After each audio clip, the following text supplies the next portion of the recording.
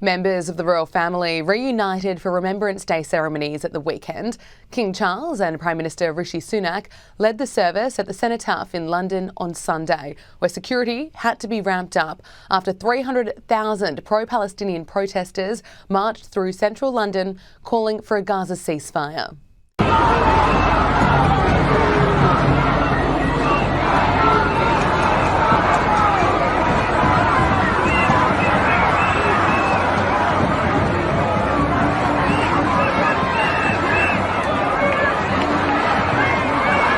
Rishi Sunak called the timing of the march disrespectful and reminded citizens Remembrance Weekend is sacred for all of us and should be a moment of unity, of our shared British values and of solemn reflection.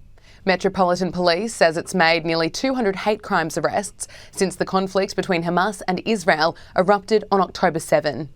Rishi Sunak was joined by all living previous Prime Ministers, and King Charles led thousands of veterans, senior politicians and members of the public in the service commemorating the end of the First World War. It's the first time I've marched since being sober, so for me it's going to be a real special occasion.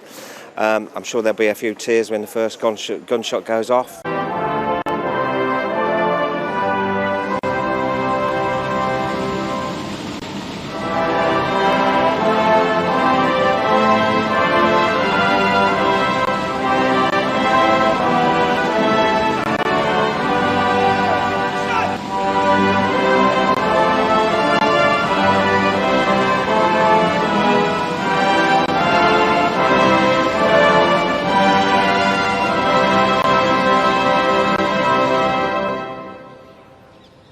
Teach us, good Lord, to serve thee as thou deservest, to give and not to count the cost, to fight and not to heed the wounds, to toil and not to speak for rest. King Charles laid the first wreath and he saluted the cenotaph before other members of the royal family followed. His Majesty the King has laid the wreath on behalf of this country and the Commonwealth. The wreath handed to him by his equerry, Lieutenant Colonel Johnny Thompson, and the King himself is wearing the uniform of a Marshal of the Royal Air Force. Next, the wreath will be laid on behalf of the Queen, who is actually watching from the Foreign Office balcony, and her wreath will be laid by her equerry, Major Ollie Plunkett of the Rifles. And the Queen is the Colonel-in-Chief of the Rifles Regiment.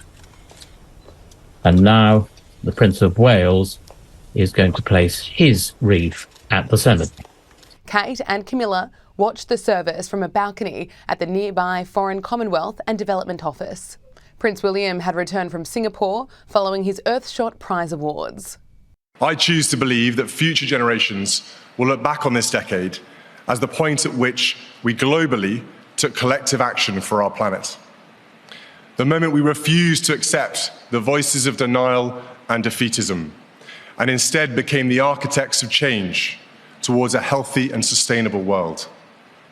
We owe it to the generations that will follow us to work together both for their future and for the future of our planet. It is my belief that we will find the courage to do so. We will find the courage because we will hold on to the most powerful motivators of all, optimism and hope.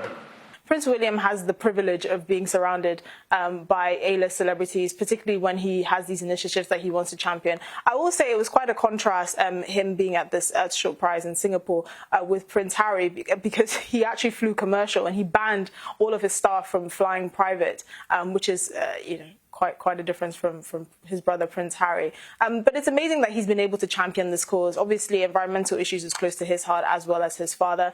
And he has actually engaged a lot with local entrepreneurs and innovators in Singapore. And that's what this prize is really for, to try and push innovation in the sustainability industry and see how we can find solutions for the future.